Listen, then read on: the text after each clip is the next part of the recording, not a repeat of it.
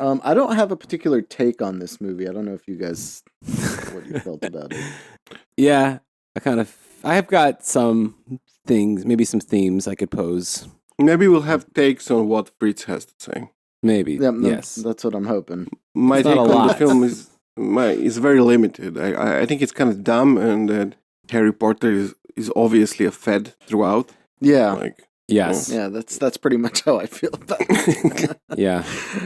I was really alternating between like, man, this isn't believable, and then being like, but those guys really do let in feds. Like, That's how I was thinking exactly the whole time. Every time I wanted to say, like, no way, they would totally catch this guy. I then thought about all the times they just straight up tell the feds their plans.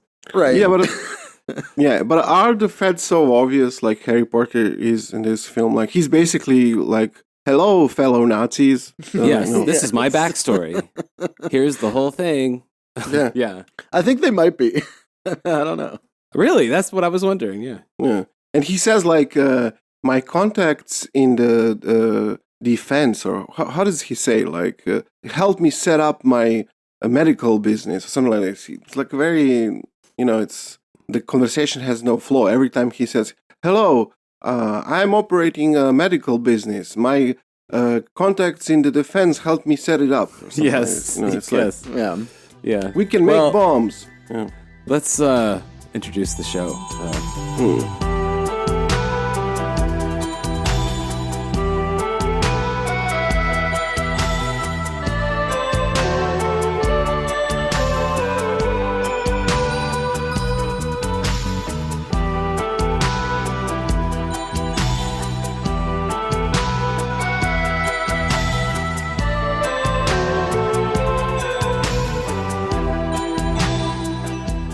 Welcome back to The Empire Never Ended with Boris, Fritz, and Ray. Hello. Hi. This is I don't know if it's our first episode by listener request, but it is an episode by listener request. I think it might be the first. We were asked to take a look at this film called Imperium, named a couple after times the now. Francis Parker Yockey book. A couple times, yeah, starring Harry Potter. Yeah. That's how I refer to him throughout my notes, as only as Potter course, or yeah. HP. I liked imagining him as Harry Potter throughout this. It helped when I got super bored at all the conversations that were going on. So I guess, I don't know, maybe the audience already figured out that we feel, I don't know, we don't feel a whole lot about it. No. I think there were some interesting things to talk about regarding, how the media has been representing American Nazis and also the FBI on our show so far. But this is not a great film. No. But the most interesting thing was that the film shows in the beginning the FBI basically instigating terrorism. Yes. Yeah. Which is like, okay, that's the most realistic thing, I think, in the film.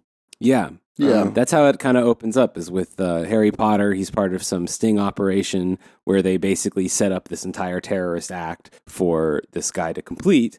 He thinks he's completing it, a terrorist act that the FBI invented, and then they arrest him for it. And Harry Potter is a little bit annoyed at this. Harry Potter thinks that, they thought that his work would only go into analyzing the threat, not like creating a threat and stuff like this. And that rang fairly true. The mythos comes in next, though, where the domestic terrorism guys that end up picking him up somehow don't do that. That's something that just the post 9/11 like Islamophobic FBI does. I think we should mention that by Harry Potter here we mean Daniel Radcliff, the actor. Who is in this movie the actual Harry Potter. Yes. This is a film from 2016. Harry Potter fanfic. Very strange take on the and it lets you know in the very beginning that it's based on a true story. By this like actual FBI informant who was Michael, one of the co-writers, Michael German. Michael German, yeah. Michael German. Who co-wrote the film as well. So his background was in infiltrating a Los Angeles-based white supremacist movement that was plotting a large-scale terrorist attack. I don't know the details of that case. I just know that's where he like comes from. In the 90s, no, right? Yes. If I understand correctly. Yeah. So his writings reference Aryan nations a lot. They reference the Turner Diaries and William Pierce. He references creativity when he writes about them, Ben Klassen et al. Racist religion, and you kind of get all of that rolled up into this movie. Yeah, so you get a lot of like, maybe, and that's something I thought was kind of interesting actually, was how because we watched a lot of movies about various actual fascist groups, and this one kind of like shoves them together into a fun new one. So maybe interesting to see that evolution. I don't think it's necessarily an inaccurate portrayal either, right? I was thinking about that while I was watching it, because you do kind of like quickly meet all these different kinds of Nazis, but that is kind of like what the American scene is like in a lot of ways anyway. Right. Except that they all just seem to be in the same place, which also seems to be in the DC area or something. Yeah, exactly. Which is not quite accurate, but whatever. So yeah, I mean, Harry Potter's kind of like the nerd in the FBI office. He's kind of like bullied a little bit by his other like coworkers who are like more jocks. Like they literally throw footballs at him while he's like listening to classical music. Yes, they're jocks that hunt American Muslims is what they are. Right. And he he's the smart guy. He speaks like Arabic and shit. And they're interrogating the guy that they set up, and he comes in. He's like salam alaikum and sits down and like reasons with him in good language skills. And then but then it's like, oh, are you going out for a date? You got a big date? And he's like, yeah. And then it cuts to him like eating dinner by himself, listening to classical music and drinking wine. So he's a loner nerd, kind of too smart for these like douchebags in counterterrorism, which is exactly what Toni Collette says to him. Toni Collette plays the domestic terrorist head, I guess, chief, whatever they are. Agent Angela Zamparo's, right? That's her name in the film. Angela Zamparo. Angela's the real deal. She knows the real business. She haughtily laughs at her superiors in the more Islamic focused department. I guess they're all in the same fucking department. I don't know. And tells Harry Potter that he's a special boy with magical powers, but he needs to be trained. Yes. Well, because they get a briefing. They have like an FBI briefing that these like what is cesium. It? Cesium is on the loose. Yeah, yes. There's some cesium on the loose, and of course, like all the jocks are like, we're gonna look at every mosque in America and find it. And then only Agent Zamparo is like, well, actually, domestic terrorists are the only ones that have tried to make a dirty bomb and blah, blah, blah. Yeah. Hey, what was that movie with George Clooney that we watched? The Peacemaker. She pulled a reverse Peacemaker on him. She did, exactly. I was just thinking about that, too. It was very, very Peacemaker-esque. And so she eventually gets Harry Potter, and you can kind of tell, because like they kind of laugh her off, and you can tell that like the FBI doesn't prioritize domestic terrorism. I think that's kind of like a message in this movie, because it like comes out like right in 2016 kind of anxiety. And so like we find out that much like the X-Files, much like Fox Mulder, she's relegated to like a basement office in the FBI building, where like she can kind of do whatever she wants, but like she doesn't have the funding, so she like lights up a cigarette as soon as she gets down there. Yeah, because it's her office, her rules. Yeah, but clearly the real counterterrorism guys have like the nice fancy offices upstairs. So this is like rogue X-Files shit. Yeah, relegated to the basement. Exactly. Where she tells him that she gives him like a brief history of American fascism since the 60s, 70s, I guess. Starts off with like Turner Diaries, talks about Timothy McVeigh, and mentions this guy, James Cummings, who in 2008 did, I guess, get caught trying to build a dirty bomb. He's like some super rich dude, but he got caught because his wife had already shot him in the head because he was also a piece of shit. Right. And that guy's real. So they bring that guy up. So there's a lot of like real world touch here going on. And the implication being too that like, Harry Potter's like a young kid, right? She's like do you know anything? What do you know about Timothy McVeigh? And he was like, or like Oklahoma City, and he was like, well, I was 6. Yeah. And this Right. kind of implies like, you know, that she's like old school FBI. She's been there for a Yeah. minute, you know. Yeah, back that when wasn't that really was like what they were focusing on, you know. Yeah, that wasn't really an important event in FBI history. You know, they don't really. No. The new agents don't know anything about it, obviously. Yeah. Yeah. Okay. Yeah. So she reverse peacemakers these dudes. She gets Harry Potter into her class, and he's got to now start reading up on these American neo-Nazis. And boy, does he read. Michael German actually also read a ton when he was preparing, he said. He's reading way too much. It shows like one of those scenes of him cutting from like Mein Kampf to like opening up a book and taking out Yaki's Imperium. I think there's like White Man's Bible in there. Bunch of stuff. In real life, Michael German wrote this about that moment in his undercover career.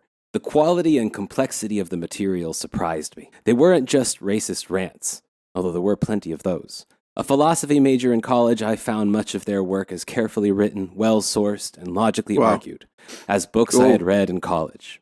In fact, they often referred to the philosophical works that I had once studied. What the fuck? We had a very different experience than Michael German did reading these books. we read all of that, and Yes. I mean, That was definitely not our impression. No. No. No. especially reading like Ben Klassen. Ben and, you know, Klassen like, he's this is- talking about. Yes. Well, even Yoki, like if anything there is like a philosophical book that's Yoki and that's dumb. Which they named the film about. And that's the only reference to Imperium, right? Is that like half a second that the book shows up on screen, right? Yeah, because it's just a cool name. It's the exact reason why all these fucking people buy this book without ever reading it, because it looks cool and they know it's a Nazi thing.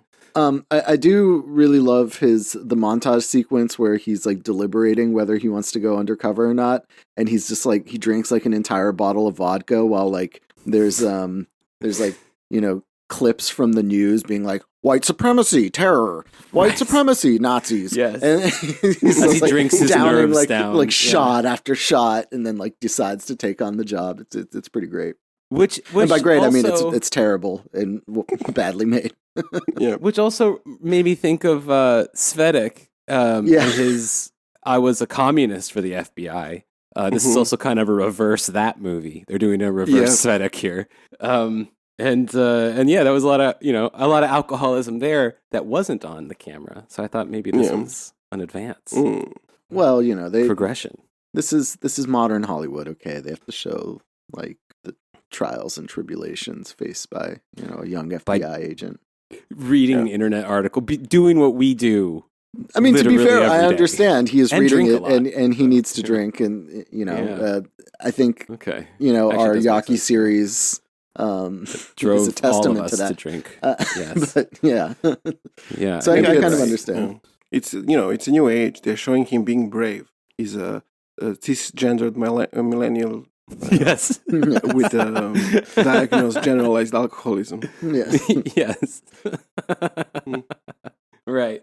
So when he decides his cover, like, why is he an ex-military guy? Like, I feel like he doesn't have to make up who he is. He can just be a guy that lives by himself and is obsessed with stupid books. I mean, that's mostly who they let in. I thought that maybe they thought he will be more attractive to Nazis if he's like, was in Iraq and Well, sure, but knows he doesn't his have shit to and- be. He can just be like a guy from the suburbs who's a piece of shit, you know?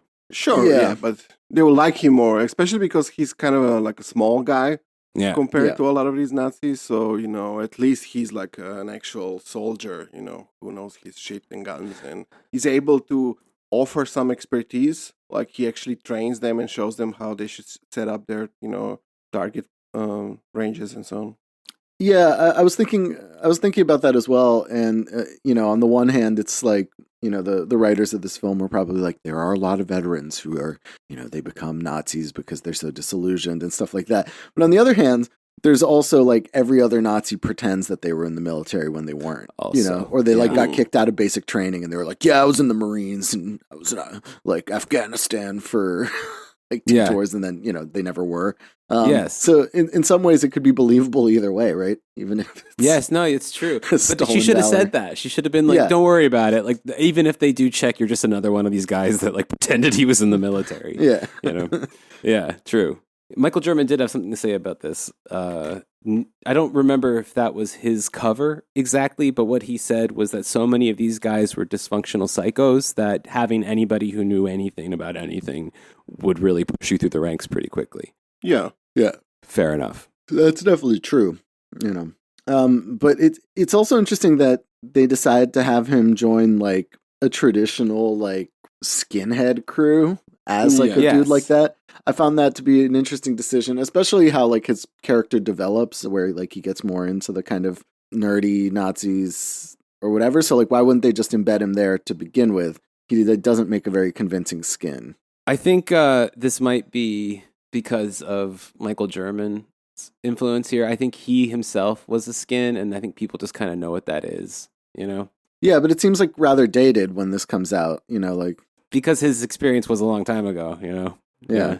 It is kind of dated. Like everything here, I was struck by how we're kind of basically rewatching the films about the Order that we watched. Yeah, yeah, where right, it's right. Not much has advanced in this film since those films. And still it's very interesting because this 90s. is 2016, right? This is like Yeah. when everybody's talking about, like, for example, the alt-right and all this other stuff. And Right. they decide to make him like, a boots and braces skinhead dude. Yeah. Yeah. You know what I mean, yeah, Atomwaffen already exists. Yeah. Yeah.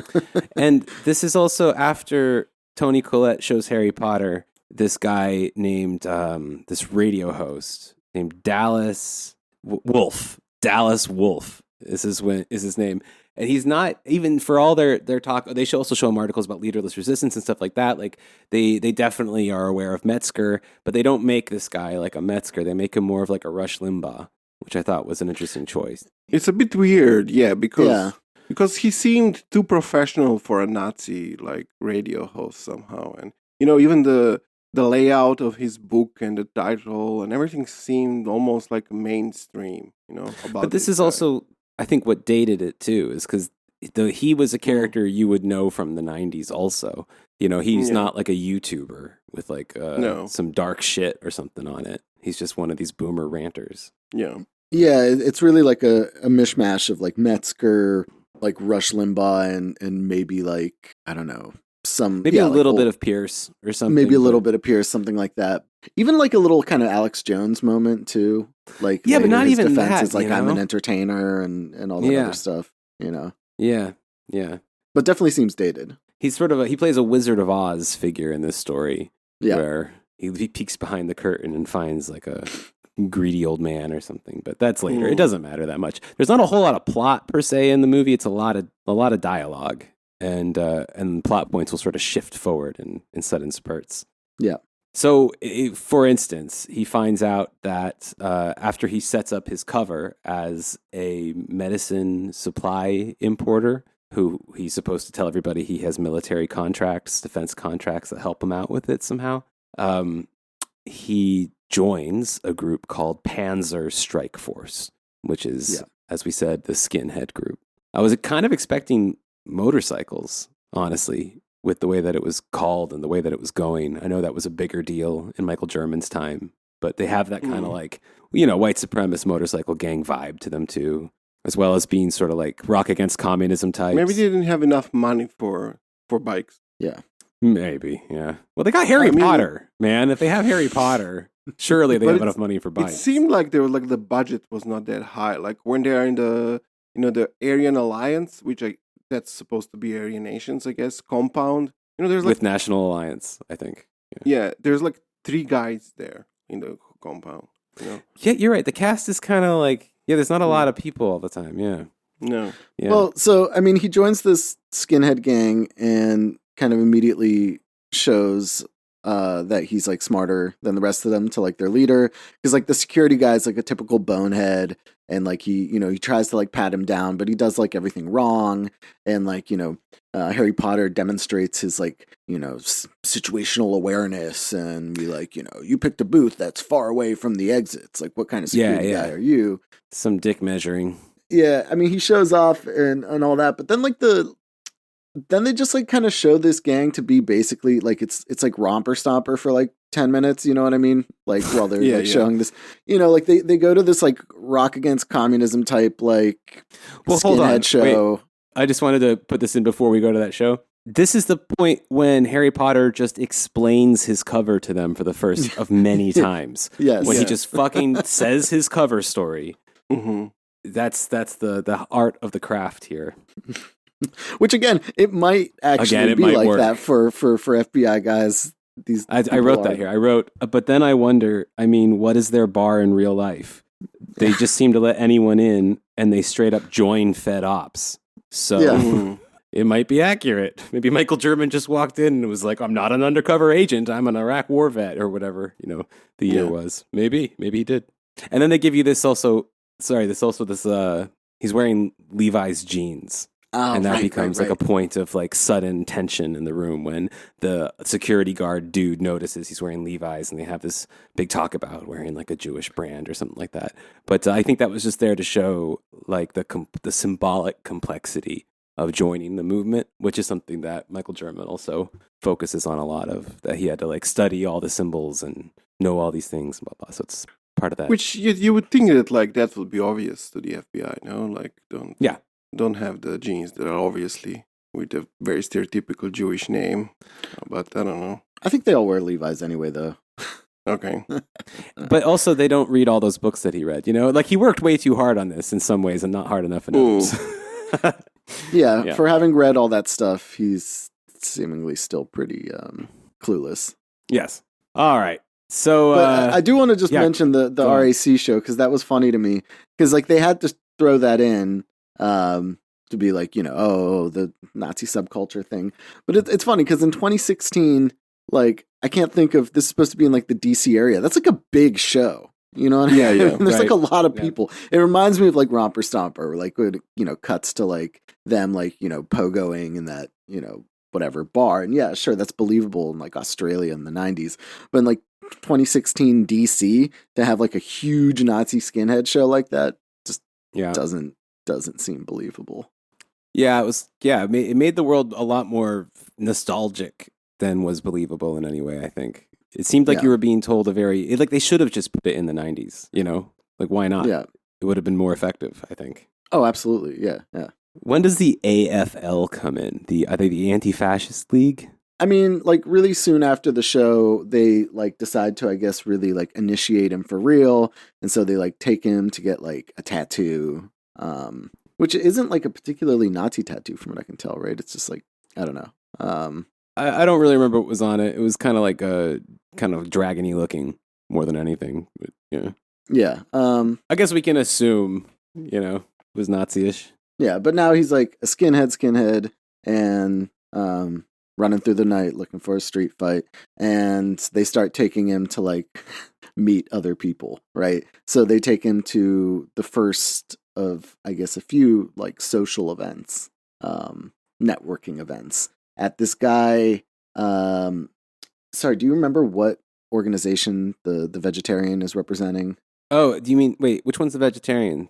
The fancy kind of Madole kind of guy? Or the Aryan Alliance guy? Well, that's where he meets like their Aryan Alliance guy too, right? Because like everybody's at this cookout, right? Yeah, there's a cookout, right? The nice family engineer kind of Yes.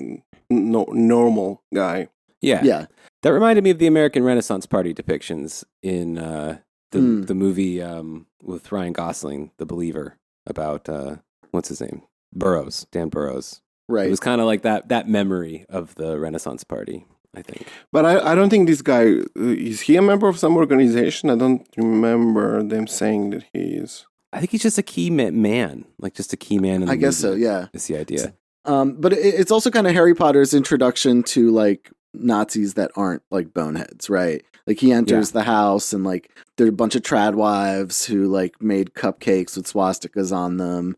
And like, the guys like putting on veggie burgers on the grill and like, but like everybody's there. Aryan Alliance is there, which is clearly supposed to be, and they explain to him that that's like Christian identity, blah, blah, blah. They have a compound, et cetera, et cetera. he meets the kids who are like very nice little kids, but then they're like, we always have to be ready for the mud races or something. Like in Betrayed. Like yeah, he exactly. talks to the kids in exactly. Betrayed, but they were so much worse though than these kids. These kids were tame little racists. Yeah, no, compared to those fucking Betrayed children. was That haunted me. shocking amount of slurs. Well, I mean, clips from that ended up being on Resistance Records songs. So yeah. So I guess good job for this movie then. Yeah. A point might be a point in their favor, not against. Yeah, they didn't make a quotable for like an Yes. RAC record. Yeah, but it was like a creativity kind of comment, though, the mud racist thing, you know? It Yeah. was also a little bit out of place for a hoity-toity dude like this guy that's hosting the barbecue. I keep calling him James Madole in my head. Yeah. But the guy that runs Aryan Alliance, his name is Andrew Blackwell. And he was warned about this person from Tony Collette before. And who is this actor? This guy is like, I don't know if he's believable in the sense of like, this is the guy you would see running shit, but he's believable in the sense of like, this is how these guys wish that they all looked. Yeah, I was thinking that too. Because he is just like a massive, like, man. Yeah. What the fuck is this movie called? Imperium. Chris Sullivan. That's his name. That dude. This is what every fucking, like, Aryan Alliance, Aryan Nations guy, like, saw himself as. Yeah, and he's like the leader or whatever. Yeah. But ultimately, like, I mean, Harry Potter's motivation here is to eventually meet Dallas. Fuck's his name? Dallas Wolf. Dallas Wolf. Dallas Wolf. Because early on, the FBI had information, like Agent Zampano heard on Wolf's show a mention about like the FBI covering up some sort of, like car accident, which is, where the cesium went missing. So the FBI's assumption, Agent Zampano's assumption, is that kind of Dallas Wolf is like a key man to this potential like dirty bomb terrorist attack. So like Harry Potter's kind of trying to beeline to Dallas Wolf by like meeting anybody that knows him. And he does get to kind of meet him, but like Dallas Wolf, like really soon thereafter, right? Because like I think it was right after the cookout, they go to like another event where Dallas Wolf is. It's like before this march on DC. Yeah, it's like a presentation he's the star of, but there's a bunch of Nazi groups tabling books and stuff around. Yeah. So it's also kind of a networking thing. A Klan guy's like, can we get some literature for this young man here? As he walks in. But Dallas Wolf kind of writes him off in the beginning, but they later connect because, Harry Potter shows off that like he's a smart guy and he's like, I'm into marketing and, like. Yeah. Yeah, he offers him an investment opportunity. And so the guy easily accedes, which I think is, good tactics. Yeah. So can we talk about the march real quick? That was a very yes, fun... that's when the AFL comes. Yeah. Yes. Yeah. So we are introduced to Antifa yes. in this film, which is also portrayed in a funny way. Everything about that march is hilarious to me. Yeah. Well, it's funny. So, because like this is supposed to be like one of those like, Nazi marches on Washington, which they do. But the funny thing is that there's like no cops there. Like if you've seen one of those marches in DC, you know that the Nazis are standing behind like, zillions of cops. And this, they're just like walking down the street, like Sieg Heiling. And then there's like, counter protesters right next to them and like one cop trying to like push back these like angry Antifa guys. Who well, they clearly didn't anticipate how much Antifa hates the freedom of speech, Boris. You see, no good shady tactics to shut it down. Yeah, like the piss grenades. Piss grenades. Yeah, this is like way before fucking whatever the Portland stuff. No, the piss grenades, that's a constant thing. I've been hearing about that like forever. Anytime that there was like ever a march or something, be like, and the anarchist extremists are making water balloons with human urine and AIDS blood that they plan on throwing on the police. It's like yes, the time-tested tactic of piss water balloon. Like, the fuck? But it's real in this film, and Harry Potter gets clobbered in the face with fucking piss. Yes. So there's that's there are highlights, is what we're trying to say. And then of course, like the one cop that's trying to push back Antifa gets knocked over, and some fash get bashed. Including the Aryan Alliance guy, Andrew Blackwell. Right. And this is kind of where Harry Potter demonstrates his like skills, because he helps like get them out and into the truck. And then the truck gets like surrounded by angry Antifa people who like break, their windshield. Who are chanting racist scum, racist bum. That's the chant. Oh, I didn't catch that actually. It's wow. I mean, they could have just taken a real chant. Like or at least like put a little more thought into it. I don't know. Racist scum, racist bum. They're bums, right? They think they're bums or something. Yeah.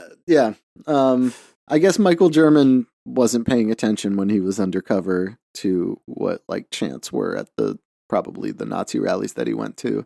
Definitely wasn't Nazi scum, Nazi bum. Yeah. No. Probably some shit about the cops too. I would imagine. Yeah, but there are no cops at this rally. It's amazing. Right. It's like one cop in the fucking whole rally. Like the exact opposite of those DC marches. That's what freedom looks like. But like, yeah, the Aryan Alliance dude like feels indebted to Harry Potter for like getting him out. He's like, "Thanks, man. I owe you one." Like he really showed. I guess they kind of maybe believe that he was in the Marine Corps. He handled himself quite well. Yeah. Et cetera, et cetera. Says, come by the compound. Yeah. And it turns out they're building a new compound to get ready for something. Which is where, right? It's also supposed to be near DC, but they say that the headquarters is in Ohio, right? Yeah, but the new compound, they say it's in Virginia. He says, it's here in Virginia, he says. Right, because he wants to be like close to the action or whatever. Yeah. Yeah. And so they go to this compound. Harry Potter, again, shows his knowledge by helping them fix their firing range or something like that, and then casually slips in like, to do it right, I need to see what you guys got. So on the compound, Andrew Blackwell just fucking takes him back to the armory, shows him everything. Harry Potter is still like, not enough, I want to hear some concrete plans. And the guy's like, well, okay. And he just fucking gives him their plans to do some terrorisms. And it was just that easy. And maybe it is. I don't know. Yeah, he shows him like the plan of like the water supply of Washington D.C. and shit. Yeah, just straight up. Yep. Yeah, but I mean, Harry Potter is like really obviously a Fed. Like yes, he's so obvious because he shows up like basically the first time at their compound, and then it's like, so what are your plans? And they're like, no, whatever, give him something, and then show me your weapons and plans. Like, but make me, are you like, do you also plan some like serious things, like yeah, like something illegal that I can use for the movement. Yeah, because he's like, I am a man of action. I know you are a man of action too. What kind of action can we get in together? Basically, yeah. He does this tactic with multiple people multiple times. Yeah, I mean that's basically his modus operandi of getting information. He's doing that like the whole time. Yeah. Yep. And then again, it's the whole thing with this movie of being like, is this really poorly written, or is this is kind of also how it is? Life is poorly written. Yeah. I think, I don't know if people appreciate how much, effort goes into satirizing the people that we talk about, like to just not just straight up read some of this shit and actually make content about it, because it's already super, fucking ridiculous. Yeah. I don't know where I'm going with that. Just it's the truth. It's just the truth. Yeah. Yeah. Did you notice the National Alliance rune in the armory? I did. Yeah. Yeah, no, they very much wanted to. I mean, that was definitely a little nod to the actual compound in West And they Virginia. had Jesus and Hitler in the office. So it was a mix of Aryan nations and National Alliance, I think, is the idea. Yeah. I guess this phase of the film is supposed to be like the difficulties that he faces both morally and with the organizations, because like he goes back to that like cultured Nazis house, and then they like really relate to one another. They listen talk to about like classical music. Yeah. And again, it's kind of dumb and not super believable. Also, because if any of these people he talked to each other, they would present very different people. Yeah. You know, like his covers are not, it's not like universally adhered to. He's just kind of playing with it here and there. He's an investor in one moment. He's like a super militant Nazi in another. He's Yeah, like nothing about it makes dude sense. in another. Yeah. Because But again- even the classical music guy, he's like, oh, I'm surprised you're running with Maybe. this like skinhead crew. They're a bunch of idiots. You know what I mean? Oh, I should have thought of that. You're right. No, I hate classical music, actually. But Which one? I I'm also- forget. Yeah, like I am this like bonehead skinhead, but I'm also cultured. I'm also a successful small business owner. Yes. Like he happens to be everything at once, Yeah. which also just And a screams bad. spokesperson for an investor. Yeah. somehow. Yeah. None of that makes sense. No. And also, None of it is it makes normal any to sense. use doesn't he use his real name throughout, Nate, whatever? Because he gets recognized and called out by that name at the protest. So I think he's just using his real name throughout. I don't know if No, that's I standard think- practice. No, he has a fake name, right? Because there's that Not whole his sequence. first name. Oh, you're right. Because that guy calls him Nate. And everybody calls him Nate. I think he's just using his real name. His real first name and a fake last name. Yeah, Yeah. you're right. But again, maybe that's fine. Like maybe we do like over romanticize the art, you know? Yeah, And it really is just kind of like half-assing it and it being enough. yeah. And then he finally gets to like have a meeting with Dallas Wolf. We discover that Dallas Wolf lives like with his elderly mother In his mom's basement. and his mom's And he's basement. an old man. And this is the thing I don't understand about this character of Dallas Wolf, because he is like this amalgamation of these different like right-wing media personalities, and supposedly like a really successful one, right? Like they say that he gets like 20,000 like downloads per episode on the first, something like that. They say He's like, selling books and shit. He's selling and books. signing them. And so like why does he need this investor for what is like not a huge amount of money? So like basically it's $7,500. $7,500, which a guy like that, he's living in his mom's basement, he's selling books and shit like that, shouldn't be hard. Like one thing about those right-wing media personalities is that they tend to make like a lot of money. That's the whole point. That's why they're in it. You know Sure. what I mean? He could sell supplements. Yeah. And he doesn't. And so he's like really struggling to get this money. So Harry Which is Potter odd. basically comes in offering this dude an investment opportunity from a very serious man that he knew in the military or something. And he believes that Dallas Wolf, this made-up investor, believes that Dallas Wolf is like a serious guy into serious business and action and a man of action and all that. Dallas is like, yeah. So yeah, Harry offers him $7,500. And that amount of money causes an enormous pushback back at the FBI. I know, it's hilarious. I was right? just laughing my fucking ass off at this because I was thinking how much money they gave Sutter to write Yeah. like Iron Gates, and they're like blinking an eye at $7,500 to like fucking entrap the king of Nazis was what they think he is. Yeah. Exactly you what know? I was thinking too. Like I, in my notes, it says like 7,500's a problem. Martinet? Question.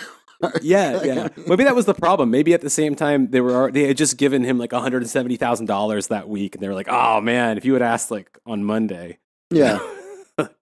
we gave it all to this guy to fucking take over a Yahoo group." Yeah, and the FBI is also kind of like, oh, like his superiors, like, you haven't taken them down yet. He's like been in this for a week, and he's already somehow met like everyone. I mean, like he Yes. seems to be doing a Yes. pretty good job so far. You'd think they'd, Yeah, he know, saw cough their up the- plans, and the Yeah. guy's like, "Plans, schmans." We're highly resistant to the idea of domestic terrorism. yeah, So X-Files, they're back in the basement. yeah, So it turns out that this dude, we're just going to skip around a bit here, but it turns out this dude, Dallas Wolf, is really just an entertainer out for money. He comes to the FBI and reports on Harry Potter, believing that he's actually a white supremacist zealot, not an FBI agent, But which should have been his first that's thought. like after Harry Potter actually gets him the money and then gives him the money, and then Yes. like an idiot pressures him like to tell him about his illegal plans. Yes. Which Dallas Wolf thinks is very suspicious, so he gives back the money, which Right. is like such a, I don't know, like the scene is like, I don't know how did they decide to put something like that, because Harry Potter is obviously being a fed. He's so pushy. no. He's so fucking pushy. He's really bad at He being even- undercover. Yeah. Yes. Yeah. he tells him like, I already went undercover with Aryan Alliance. Let me get undercover with you. And he doesn't want to do it. But then he's like, I have this cash, but you have to show me that like you're serious because my guy's super serious. And of course, fucking Dallas Wolf's gonna be like, no, you just met this guy. He's trying to offer you money, which is like the number one thing that feds do, right? That's like one of the ways that you're supposed, a spot of Fed is like the guy that seemingly has money to do illegal things or to like do actions is usually, suspicious. And so like, I don't, they didn't even mention like any of that in his training. Like Agent Zampano, for being around for a long time, doesn't know what the fuck she's doing, really. And see why she's in the fucking basement. Maybe that's how they did it in the 90s and it was still cool back then, I guess so, yeah, I don't know. They didn't have as many rules and thoughts.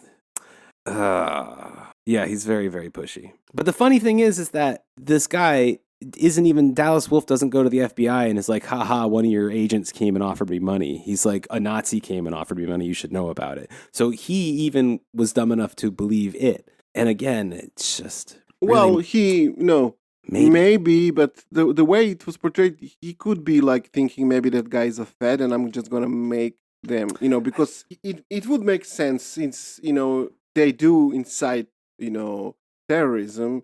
And he would know that, and then he would go to them and just to make sure, tell them, okay, someone, whether it's your guy or not, is like making me, like push me into the direction of doing terrorism. I don't want anything to do with it. But then I think he would have just straight up said it because they're not really subtle in this movie. Like everybody just says what their character's motivation is, And he doesn't ever say that. He says like, hey, this is an extremist. I'm not part of that. I'm just here to make money. I think the point of his character was to show that like the guys pulling the strings are really just the Wizard of Oz. They're frauds and hucksters. Because again, he doesn't come back into the movie after that. That's it for him. His character's out. Yeah. Which is interesting too, because they built up so much around him, and that's just kind of goodbye.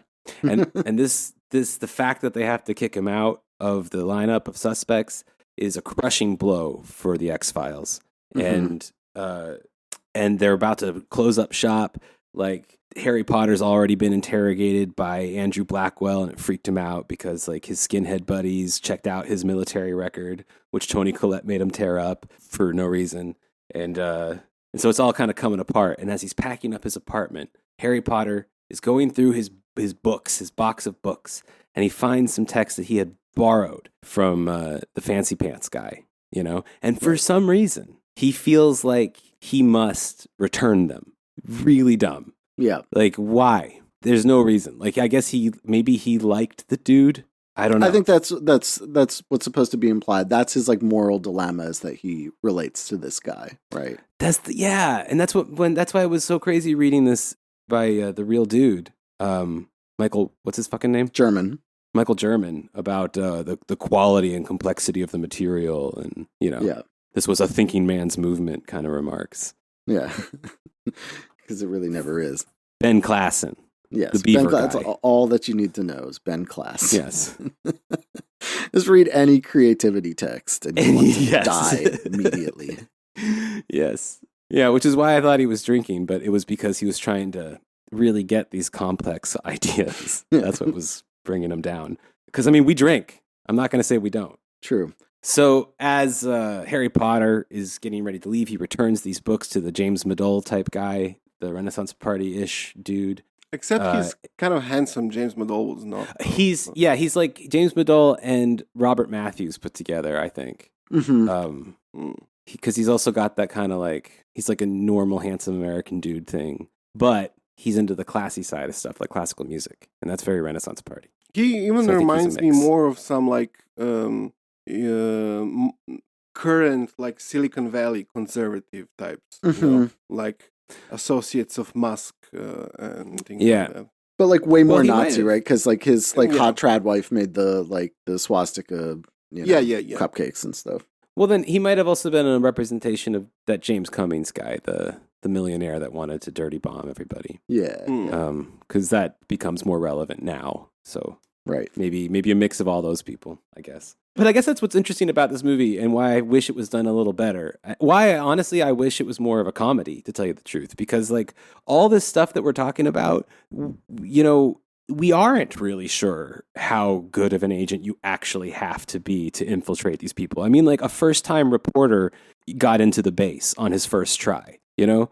But that's just not what the movie's about. The movie's about like the complex work the FBI does. Well, because it's co-written by an FBI agent, right? So, you know, what's he going to do? Yeah. Like say, my job's easy, like these guys are morons, or like, you know. But I doubt that infiltrator in the base like went there and it was the first day like, hello, this is like, I have some money for you. Could you please tell me about your illegal plans now? No, you know? No, he wasn't. Hi, I want to do terrorism. Can we do terrorism, please? Build you know what he said bomb? He did? The guy, the reporter, he said that he kind of read Siege. He like skimmed through it, and that was his sole preparation, and it worked beautifully. Because that's all any of them do. You don't have to fucking read Imperium. Maybe that's what happened to Michael German. Maybe his like brain straight up broke after deciding he had to take it seriously. You know, because the FBI doesn't really have a sense of humor. He couldn't, you know, biologically, physically feel that it was funny. And so he did this instead. Yeah. But apparently stopped a bunch of bombs. But I don't know if he set them up too. I don't know. He almost certainly set them up like 100%. Who knows? It was LA. LA's got some fucking crazy Nazis. So yeah, you never know. Yeah, they never fucking build bombs though. Like they would, like Timothy McVeigh's like the most successful like bomber. Like all, you know, most Nazis just, you know, go on shooting sprees or something like that. They like their random shooting sprees. A lot easier to do and doesn't, you know, a lot harder for the FBI to set up. Also, can I remind everybody that at this point in the movie, the FBI knows the plans for whatever the water treatment stuff or whatever the fuck it was are. And nobody seems to be bothered by that at all, that this highly armed group that's training and has bunk beds and is ready for something and is hinting that the event will happen soon. Nobody cares that they have these plans. They're shutting it all down. Yeah, true. So it's lucky for Harry, because of his magical ways, that this James Madole guy starts just showing him the whole, you know, twig and berries there. He tells him, I'm not just into Wagner. I also like terrorisms. Yes. And Harry's like, hey, I love terrorisms. I do a terrorism a day. Wait, isn't like Harry, like he's like, I'm going to move to the West Coast. I'm going to set up a business. And he's like, don't leave yet. We have terrorism to do, basically. Yeah. That's what he says to him. Yes. And Harry's like, oh, wait a minute. I'm looking for terrorisms, you know? And he's back in the game. Yeah. Even though he had the plans of a terrorist organization. Which, again, totally left aside in the movie. The movie drops completely. It wasn't the right one. It wasn't the right, yes, that might have happened. We don't know. Yeah. They might have destroyed the water treatment center in the next week. Whoops. But Harry happens to fall into this magical terrorist plan. And it turns out it's all in this dude's garage. Harry needs, I don't know if he needs cesium, he needs some component to blah, blah, blah. So they get together at the X-Files, and he and Toni Collette bang out this whole supplies of fake whatever chemical they need. And he brings it to the medical supply center. This pharmacist is with them and wants to check it, and Harry stops them, and they're like, okay. And so they just take it. And then things happen quite fast. Yeah. The FBI starts moving in on James Madole's location. Harry's pleading with them to stop so he can defuse the situation. The family is still upstairs, and Harry Potter, being the wizardly boy that he is, has an idea, and that is to pretend like there's a leak of the cesium, prompting everyone to put on their hazmat suits just as the FBI busts in, saving the day. Yeah. It's too bad they didn't just go Waco on that. That would have been a much more entertaining end to that film for me. It would have been a lot more like the 90s, too. Yeah. You know? If they just made it a 90s film and a comedy, I think it would have worked really well. I mean, I'm a sicko, but that is how I wanted that film to end. I was thinking, like, is he going to go Whidbey Island, you know? Like, because the real James Cummings, his wife kills him, and this woman's definitely not going to do that. So, like, I was wondering which one they're going to pick, and they picked the worst one. Which I is, was really hoping for a Bob Matthews like ending there. Like, something. Yeah, let's do Whidbey Island. Yeah, hail of gunfire. Let's pull a Whidbey, full Whidbey with the family. He didn't stand up like a man. No. He went out like a bitch, son. What? But don't worry, because those fucking Aryan Alliance guys are still out there doing their thing. Right. So, you got arrested by Harry Potter. How do you feel? Yeah. But that's not how the movie ends, though. No. The movie ends with a touching note. It ends, ends with some drinks with Toni Collette, but then it moves to a middle school somewhere where the youngest of the original skinhead group that he joined, the one that they said they were training and they were like rude to him and stuff like that. Forgot about that kid. He is giving a speech to a classroom of kids that have a lot of non-white children in it. And he's explaining to everybody that they shouldn't become white supremacists. And like half the class is like, dude, we can't. Yeah. Like, not an option for like 60% of the class. But nonetheless, that's the theme of this kid's speech. Harry Potter's waiting for the guy outside to tell him how proud of him he is. And he says it all begins at the word, which is a reference to something they made up earlier in the movie that doesn't matter. Right. Except that it's kind of a creativity reference, I think. Yeah, I was about to say, it does kind of sound suspiciously like, either creativity or David Lane or something. Yes. Yeah. I just love this. I love this guy giving a speech to telling like a little black girl not to join the KKK. Yeah. Amazing. Yeah, of course it has that like, Finger on the pulse, de-radicalization moment too, because that's also what the FBI is somehow famous for, right? Yes. De-radicalization. Yes. Yeah. You should just like cut to like Joshua Caleb Sutter like counting money in like a trailer and cackling. Yeah. Yes. There's a lot of ways to make this movie. Really, it could be a great movie. There could be a version of this movie that is amazing. I think that's what we should do. we should crowd fund that our version of this movie and see if we can get Harry Potter to act in it. Can we just call it Imperium 2? Imperium and just 2. do it. Yeah. Yeah. I guess the Trump era is over. Nobody wants that kind of film anymore, huh? I think I guess we can get it. Ragtag bunch of patrons would be down. Maybe they can fund it. They can fund it. No. We of course would make not a movie, but like a show, a few seasons, of course. Yeah. Yeah. I think it is a show. I think it is, and it would be called a Galactic Imperium. Yeah. Yes. And it would be all about Temple of Blood trying to kill that homeless guy, and that's right. The first season. Yeah. And for some reason, at some point, like, there'll be an episode where it's like, oh, we have to explain those dishes for some reason. They are also part of this somehow.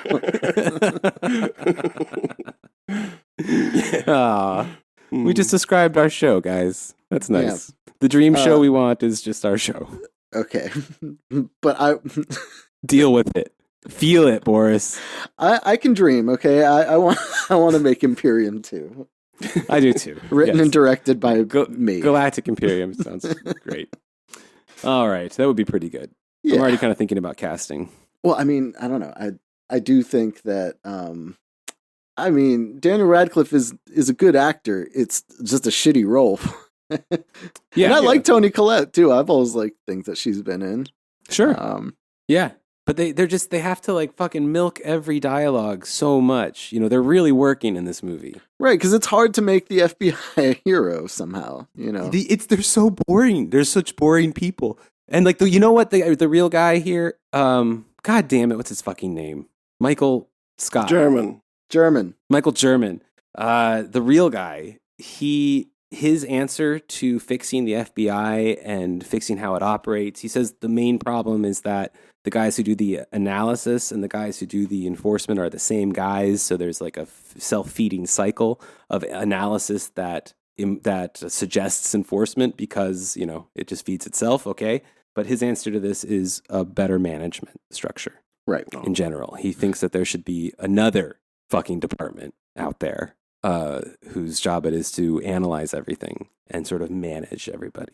Yeah. I mean, like ideologically, FBI solution. Like I don't know, the message of this film is a lot like the National Geographic documentary that we watched too, It's right? an extremist studies film. It's like, we have to call domestic terror. It's terrorism. It's just like the same as, Al Qaeda, but it's at home and we're not paying enough attention to it. It's underfunded, but also there's like a redemption arc of, de-radicalization that can happen too.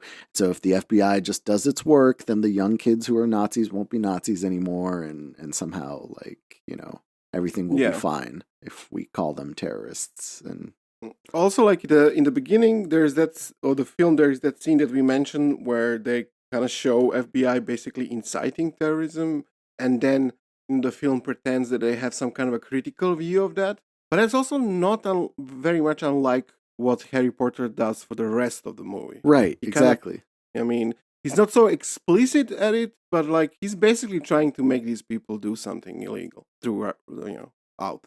Yeah, and just by chance, the Nazis do actually have the cesium, right? Like, because they were operating completely based on conjecture and like the words of of Mr. Dallas Wolf, who turns out to not have anything to do with it anyway. So like it was just like a happy coincidence that was correct. Otherwise, he would have just been setting up a bunch of people again to do something that they weren't otherwise planning on doing. Yeah. And of course, diffusing the real threat also that existed with the Aryan nations or Aryan alliance poisoning DC's water supply. We forgot about that. Yeah. Yes. Like the only, it's. Oh, I love it. But that's why it should be a show, I think, like Ray says, is because the next group will already be pretty much half done with their next project. So you can just keep on everybody in a state of constant emergency, Mm-hmm. Yeah.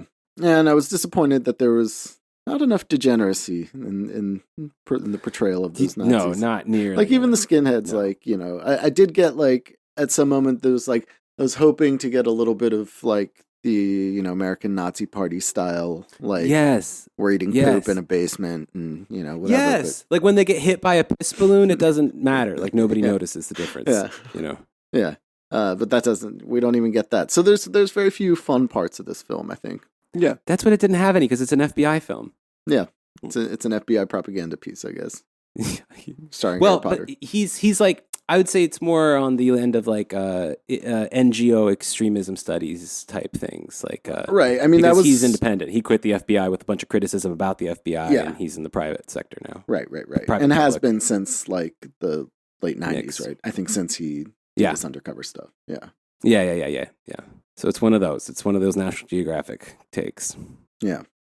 Although, if you do imagine him as Harry Potter and combine him with Svedek, the undercover communist guy, and just imagine that both of those things are working simultaneously in the background, it's passable. It's watchable. Yeah. If you don't have an active imagination, you might fall asleep halfway through this one, I think. Yeah. It's not even enough like nerdy references to keep it interesting. Like I wish they had brought in more Easter eggs just to like nerd out on, Like seeing the National Alliance rune made me happy. It's like, hey, look, that's a reference, But there just wasn't. That's fun. There wasn't very much action to begin with in this movie. It's kind of dull throughout. I mean, it's like, I don't know. Yes. Yeah. The most exciting scenes, there's a few of them, is when they suspect him of being a Fed, rightfully so. But even that's like resolved instantly. Like the Aryan Alliance guy takes him out to like a spot in the woods where they could murder him and nobody would know. Wait, a spot in the woods where they wanted to put on a children's party for Hitler's birthday. Yeah. And then like, of course, Harry Potter asks like the Fed, question of being like, well, what kind of permits are you going to get from the government to do that? And he's like, oh, we're a Christian organization. It'll be easy. But like, and then immediately, like he's like, oh, we found out you're not really a Marine or whatever. And then he was like, well, I was Black Ops, But like, and then it's like, oh, okay, I believe you, and that's it. Every time he throws a hissy fit, everyone's convinced. I was like, that's how it works. I was thinking that they were gonna like do something more extreme. Sometimes in portrayals of like these Nazi extremist groups, they show like, you know, when they like torture each other, because they do that, and especially someone like, you know, actually, if we think back to the X-Files episode where Mulder goes undercover, with that like some sort of like Nazi militia, and then they torture him a whole bunch to, you know, see whether he's really a Fed or not. I was hoping for something more like that. That would have been kind of more entertaining, and you know, but this was just like, oh, I was Black Ops, of course, and then he's like, okay, that's it. Yeah. You know what I mean? Like the Yeah. Well, again, like the way like I, you know, when I was skimming Michael German's work, the way that he does make it sound, he does make it sound like just being like literate and articulate is enough for them to just push you up to the front. So, you know, maybe they couldn't fabricate it that much. Like we were talking about that series you know, about Chetniks and how nobody really wanted to watch it because they didn't do much. You know, they just sat around waiting. I feel like that's kind of the same problem here. Yeah, but if that's true and, you know, whatever, then use the opportunity to dunk on them more. Yeah, I mean? I agree. Like, I agree. It seems like a, you know, good chance missed to point out opportunity. the absurdity of those people, but, you know, what do I know? Well, basically, what we're saying is they should pay us unbelievable amounts of money to consult on such films. Yeah, what was the budget for this film? I'm curious. How much did Daniel Radcliff get to produce this film? No, it didn't make that much money, honestly. Can see why. It was a passion project. Passion project, yeah. I've always wanted to, you know, have an FBI guy co-write a movie about infiltrating Nazis in a very boring way. You know what? Even the I was an FBI for the Communists. That was a much more interesting movie to watch. It was the Matt Svedek one. There's a lot more stuff going on, you know. And Matt Svedek's story is a lot more interesting too, because you know he's a complete. Because he made most of it up. Yeah, yeah. That's the trick here, guys. You got to everybody make it all hated it. Yeah, I want to see fucking like a karate chop to the neck next time, Michael German. Yeah. I think as we were talking about this film, I started to come to terms with the idea that I might actually really hate this movie. I think I didn't know that before we opened it up. I think I just thought it was boring. But the more I think about it, the more I'm like, oh, that's fucking extremism studies, NGO thing, you know? It makes it completely useless, almost. Yeah. So since we're probably not going to get to make a sequel for it, maybe this film would be better as an RPG. Oh, yeah? Is that a challenge for us? Maybe. Is Imperium 2 a tabletop role-playing game? God damn it, it is. Fuck you, man. Okay. It's not like I have to edit or anything. So maybe we have that to look forward to at some point. Yeah, you definitely do. When we need to unwind from, you know, talking about what we're about to be talking about, which I think I'm going to need a good palate cleanser again after Worcestershires, because that's what usually happens. Yeah, it's a bummer. Yeah. Yeah, they suck. They do. They really suck. I can already see, though, the fucking tagline on this game when it says, inspired by the 2016 hit film Imperium. This movie? We can send it to Michael German for his notes. Yeah. Oh, yeah. Yes. Okay, but this part here about child rape sci-fi, can we just snip? Or are you really set on that one? He's like, that's part of the thing that drew me to this movement. I could really relate to them on this. Yes. For I, too, am a pedophile. Not actually saying that about Michael German. I don't know that. No. Maybe he's just some fucking, you know, kind of fed guy. I smell burning. Oh, that's not good. Fritz's house is on fire. He's currently getting a fire extinguisher from his kitchen, and will he survive? Well, there is a siren in the back somewhere. Well, folks, that might be it for The Empire Never Ended. Yeah, I don't know. Something's I don't think we could carry on without Fritz. I can see. Oh, yeah. You're live. Okay. Well, so far so good. Don't count me out yet, boys. I'm going to nervously pace around the place now and check out nearby buildings. So, yeah. See y'all later. Stop, drop, and roll. Alrighty. Bye.